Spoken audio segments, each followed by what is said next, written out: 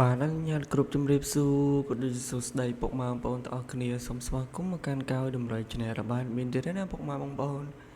បាទសម្រាប់ថ្ងៃនេះគឺជាថ្ងៃថ្មីទៀតហើយគឺជាថ្ងៃទី9ខែ6ឆ្នាំ2026សម្រាប់ថ្ងៃទី9នេះផងដែរមានតម្រុយឆ្នោតយប់ម៉ោង4កន្លះនិងម៉ោង6ល្ងាចយកមកចែកជូនពុកម៉ែបងប្អូនទៅសងស្នាងលេខកម្សាន្តផងដែរ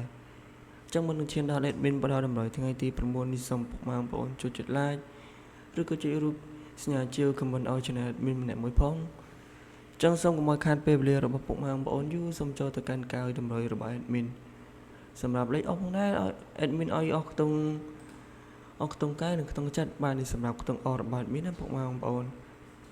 ចឹងសូមមេត្តាការតម្រុយពីលេខផងដែរ admin ឲ្យ96ក៏ដូចជា98និង74 78ផងដែរបាទនេះសម្រាប់តម្រុយពីលេខរបស់ admin ណាពុកម៉ែបងប្អូនចឹងសូមងាកទៅកាន់តម្រុយ3លេខផងដែរមានឲ្យ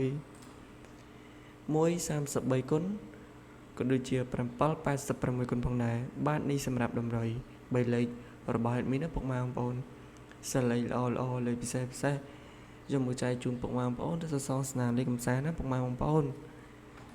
ចឹងវីដេអូរបស់ admin ក៏ឈានមកដល់ទីបញ្ចប់ admin ជូនពរពុកម៉ែបងប្អូនយកលេខ admin ទៅសូមឲ្យសំណាងល្អគ្រប់គ្នាសូមឲ្យឈ្នះ